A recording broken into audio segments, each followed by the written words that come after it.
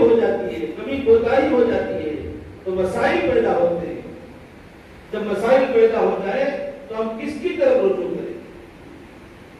اللہ تبارک و تعالیٰ نے ہمیں حکم دیا کہ اگر ہمارے مسائل پیدا ہو جائے ماں باپ کے ساتھ، بھائی بہن کے ساتھ، بیوی بچوں کے ساتھ یا پڑوسیوں کے ساتھ، تو کس کی طرف ہم رجوع کریں؟ اللہ نے قرآن پاک میں حکم دیا وَإِن تَنَازَعْتُمْ فِي شَيْءٍ فَرُدُّوهُ إِلَى اللَّهِ وَالرَّسُولِ، کہ اگر تم آپس میں کسی مسئلے میں اختلاف کر بیٹھو، انسان ہونے کی وجہ سے تم سے کوئی غلطی ہو جائے یا حقوق کے ادا کرنے میں کبھی کوتاہی ہو جائے، کسی کو آپ سے شکایت ہو یا آپ کو کسی سے شکایت ہو، تو ہم اپنا مسئلہ لے کر کس سے بات جائیں؟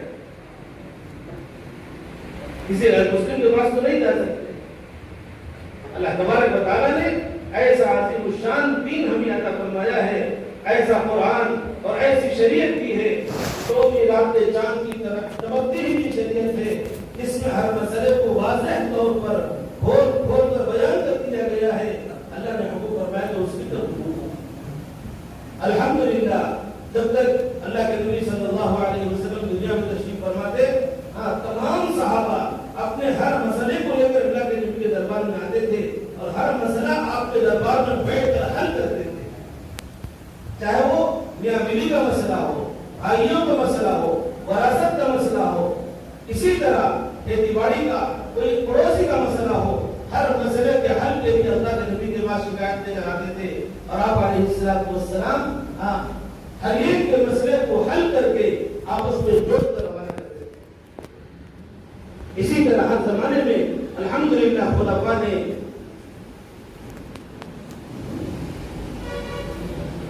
انصاف کے ساتھ، عدل کے ساتھ مسلمانوں کے مسائل کو حل کرتے رہے۔ لیکن ہمارے ملک کی بات میں آپ کے سامنے عرض کروں، 1857 کے بعد جب انگریزوں کے خلاف مسلمان اور خاص طور سے علماء کرام کھڑے ہو گئے تو مسائل پیدا ہوئے، ظلم بڑھ گیا، کئی علماء کو قتل کر دیا گیا، شہید کر دیا گیا، ہزاروں مدارس بند کر دیے گئے،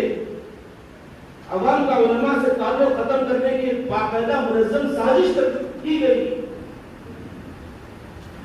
تو ہمارے جو بڑے اکابر تھے وہ بڑے متفکر ہوئے کہ حالات بدل رہے ہیں، اب ہندوستان آزاد ہو جائے گا، اس کے بعد غیروں کے ساتھ ہم مل کر ایک حکومت بنائیں گے، اب پتہ نہیں قانون کیسا بنے گا، کیا ہوگا۔ تو 1920 کے بعد سے ہمارے بڑے بڑے اکابر علماء بڑے متفکر تھے کہ امت کو ان کے رحم و کرم پر چھوڑا نہیں جا سکتا، اس لیے ہم ایسا نظام قائم کریں گے اور کوشش کریں گے کہ جس کے ذریعے سے تمام امت مسلمہ اپنے عائلی اور ذاتی مسائل کو حل کرنے کے لیے وہ علماء کی طرف رجوع کرے اور قرآن و حدیث کی روشنی میں ان کا ہر ایک مسئلہ حل ہوتا ہے، ان کو شریعت پر چلنے کا ایک موقع ملے۔ اس کے لیے اکابر علماء نے مشورے کیے، باقاعدہ تحریکیں چلی اور باقاعدہ فکریں ہوئی اور کئی دنوں تک اس کا مذاکرہ ہوتا رہا۔ مولانا سجاد صاحب رحمۃ اللہ علیہ انہوں نے جمعیت علماء کے جو پہلا اور دوسرا تیسرا جلسہ منعقد ہوا اس میں باقاعدہ تحریک چلائی کہ کوئی امیر الہند متعین کیا جائے، کسی کو ہم کو ہندوستان کے مسلمانوں کا امیر بنا لے، تسلیم کر دیں۔ ان کی ماتحتی میں ہر ضلع میں اور ہر جگہ ہر صوبے میں ایک محکمہ شرعیہ یا دارالقضاء قائم کرتے چلے جائیں اور جس کے ساتھ عوام وہاں کے جڑتے چلے جائیں اور اپنے آئینی مسائل کو قرآن و حدیث کی روشنی میں حل کرنے کی وہ لوگ کوشش کریں۔ میرے دوستو، میں ایک بات آپ کے سامنے عرض کروں، اللہ جزائے خیر نے ہمارے اکابرین علماء کرام کو ہر زمانے میں ان لوگوں نے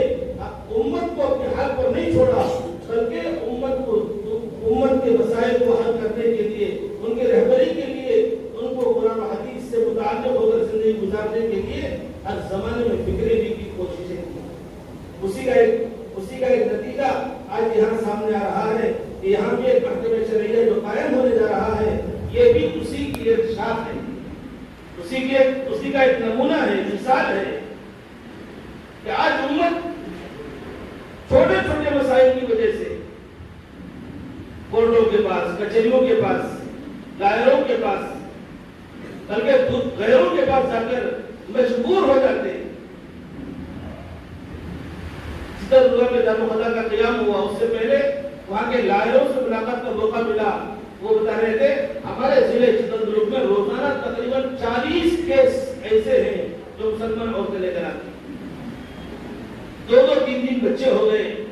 چھوٹے چھوٹے بچوں کو لے کر صبح میں 10:30 بجے آتی ہے اور شام کے 5 بجے تک نہ کھانا نہ پانی، اسی حالت میں پورا دن کا گزر جاتا ہے، کوئی پرسان حال نہیں ہوتا۔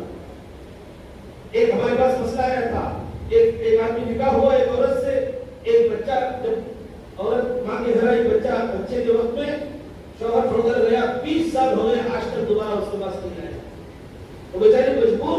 20 سال سے اپنے ایک بچے کو لے کر ماں کے ساتھ زندگی گزار رہی ہے،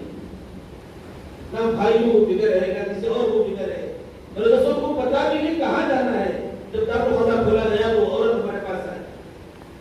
کہ میرا خلا کرا دو، میں کسی اور سے نکاح کرنا چاہتا ہوں۔ میرے دوستوں ہزاروں لڑکیاں اور ہزاروں بچیاں ایسی ہماری جو ایسی زندگی گزار رہی ہیں، نہ شوہر ان کے ساتھ ہے نہ ان کے ماں باپ ہے، 1-2 بچے کو لے کر 10 کرسی کے عالم میں وہ زندگی گزار رہی ہے، اور ان کی فکر کرے۔ تو اس لیے اللہ تبارک و تعالیٰ نے جو دین ہمیں عطا فرمایا ہے، اس میں ہر ایک کے لیے سہولت ہے، آسانیاں ہیں اور عافیت ہے۔ اس لیے میں آپ اللہ سے گزارش کرتا ہوں، آج میں خاص طور سے شہر داؤدگرے کے علماء کرام کا شکریہ ادا کرتا ہوں، ان لوگوں نے ہمت کی اور آگے بڑھ کر اس کو قائم کیا ہے۔ آپ حضرات کے قابل مبارکباد ہے کہ آپ حضرات یہاں اس افتتاحی جلسے میں شریک ہوئے۔ میں آپ کو خاص طور سے جو مساجد کے ذمہ دار ہیں، ہمارے پاس ایک روایت ہے، چونکہ دارالخدا نہیں تھا ہمارے پاس، اکثر جو مسائل ہیں مساجد کے ذمہ داروں کے پاس آتے ہیں۔ بعض سمجھدار جو کمیٹی والے ہیں وہ ماشاءاللہ علماء کو بلا کر علماء کی موجودگی میں مسائل حل کرتے ہیں، لیکن بعض اکثر مسائل جو ذمہ دار ہوتے ہیں محلے کے، ڈرانے والے، دھمکانے والے، کوئی ایسے قسم کے لوگ ہیں ان کے پاس بھیج دیتے ہیں، اور وہاں نہ ان کو قرآن کا علم ہے، نہ حدیث کا علم ہے، نہ شریعت کا علم ہے۔ وہ اپنی طاقت کے بلبوتے پر اور زور کی وجہ سے جو ان کا ہم نوا ہے، جو ہم خیال ہے، کہ جو ان کا رشتہ دار ہے، اس کی طرف داری میں بات ہوتی ہے، بیچارہ مظلوم پس کر رہ جاتا ہے۔ اس لیے میں آپ تمام ذمہ داروں سے گزارش کرتا ہوں، آپ کے پاس کوئی مسئلہ آئے تو آپ براہ کرم ان کو دارالخدا سے رجوع کریں۔ آپ کہیں کہ ہمارے شہر میں محکمہ شریعہ قائم ہے، آپ ان سے رجوع ہوں اور وہاں جا کر اپنے مسائل کو حل کر دیں۔ اس طرح انشاءاللہ آپ ان کی رہبری کریں گے تو انشاءاللہ مظلوموں کی مدد ہوگی، اور اللہ تبارک و تعالیٰ ہمارے مسائل کو قرآن و حدیث کی روشنی میں حل کرنے کا اللہ کو موقع عطا کریں گے۔ میں اپنی مختصر سی بات کو ختم کرتے ہوئے میں شکریہ ادا کرتا ہوں ضلع کے ذمہ داروں کا، اور اسی طرح میں معذرت چاہتا ہوں اکابرین کا، میں نے ان کے سامنے پوچھائی کی واقعی